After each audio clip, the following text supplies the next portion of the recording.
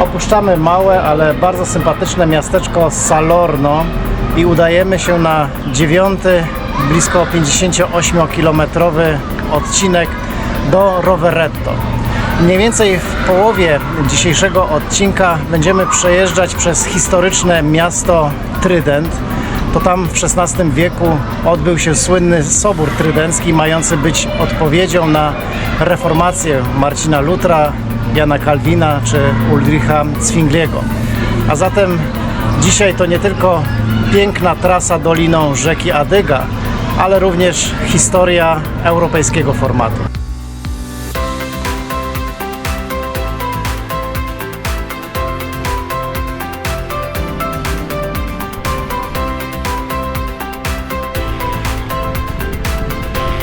Po wyjeździe z Salerno zauważamy, że pomiędzy sadami jabłkowymi pojawiają się coraz częściej i coraz rozleglejsze winnice.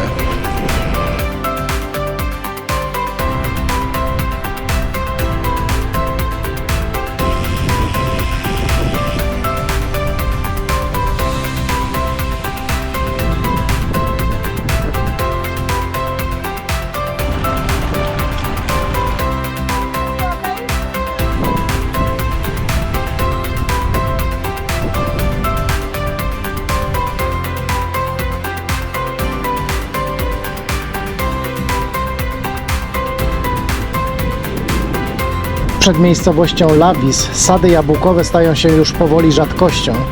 Zastępują je coraz bardziej rozległe, zwłaszcza na zboczach winnice. To oznacza, że definitywnie opuszczamy krajobraz alpejski i wjeżdżamy w obszar krajobrazowy Morza Śródziemnego.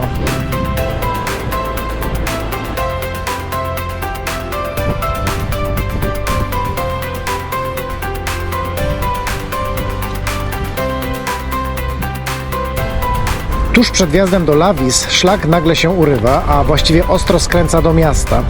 Musimy wspiąć się pod górę, zrobić zwrot o 180 stopni, zjechać z powrotem w dół do rzeki i wrócić na szlak biegnący wzdłuż wału Adygi.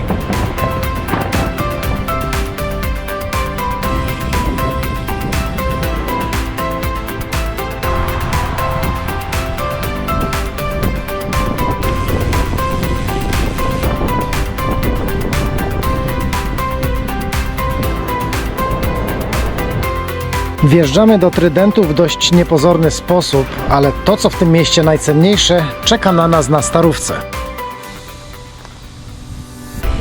Wjeżdżając do Trydentu odkryliśmy, nieco przypadkowo, dwa niezwykłe tunele. Bianca, czyli tunel biały, oraz Nera, czyli tunel czarny. Oba zostały przekształcone w przestrzeń wystawową. W tunelu Nera trafiliśmy na fascynującą wystawę poświęconą historii olimpizmu i Igrzysk Olimpijskich. Natomiast w tunelu Bianca poznaliśmy, może dla nas mniej ciekawą, historię budowy autostrady A22. To dość interesujące połączenie historii, sztuki i nowoczesności, a co ważne, obie te wystawy można zwiedzać za darmo.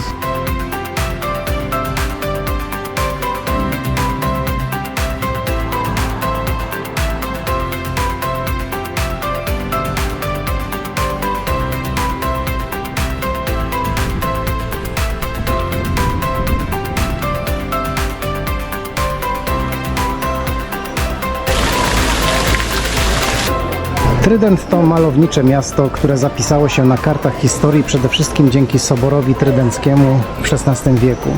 Był to kluczowy moment w historii Kościoła rzymskokatolickiego, będący odpowiedzią na reformację. Sobór m.in. potwierdził kanon ksiąg biblijnych, wprowadził reformy dotyczące dyscypliny kościelnej oraz liturgii i umocnił doktrynę Kościoła rzymskiego, kształtując ten kościół na kolejne wieki. Dziś Trydent to tętniące życiem miasto, w którym jednak dominuje lokalna atmosfera.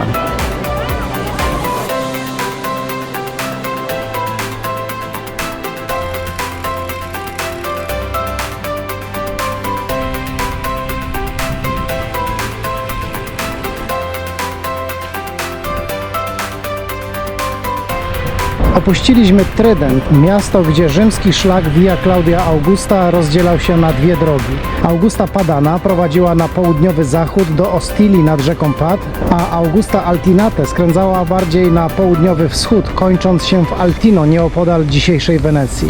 My oczywiście jedziemy tą pierwszą wersją trasy, czyli do Ostilii nad rzeką Pad. Po lewej stronie mijamy lotnisko w Trydencie, ale ruch tutaj niewielki, żeby nie powiedzieć żaden, być może ze względu na porę siesty.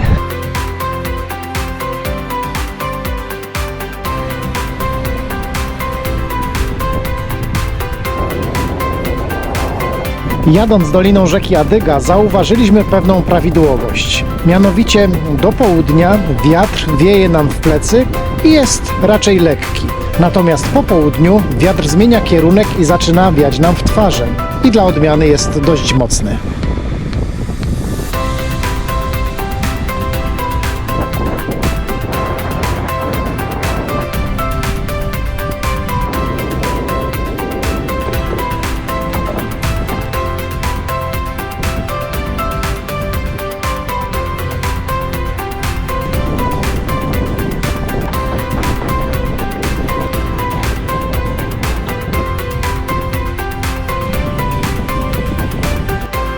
Pomiędzy winnicami i przy akompaniamencie cykad, których być może nie będzie słychać na nagraniu z powodu wiejącego wiatru, wjeżdżamy do Roveretto, czyli celu naszego dzisiejszego odcinka.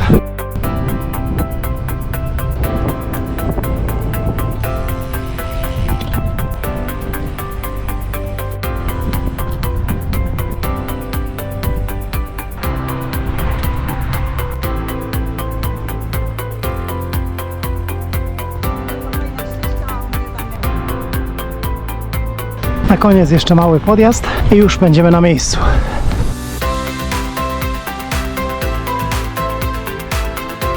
Dolce Dormire to znak, że już osiągamy metę. Dotarliśmy do Roveretto, miasta nieco pomijanego przez turystów, chociaż niesłusznie. Znajduje się tutaj bardzo piękna, cicha i spokojna starówka, a dodatkowo w mieście można zwiedzić przynajmniej dwa muzea. Jedno to Muzeum Sztuki Współczesnej, a drugie to Muzeum Wojny.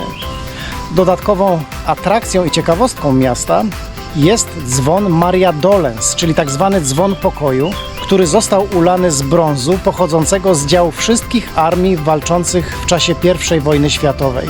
Średnica dzwonu wynosi blisko 3,5 metra i jest o prawie metr większa niż średnica dzwonu Zygmunta znajdującego się na Wawelu w Krakowie. Dodatkowo, jak przeczytaliśmy, dzwon można usłyszeć codziennie, jak wybija 100 razy ku czci wszystkich ofiar, które poległy w czasie wojny.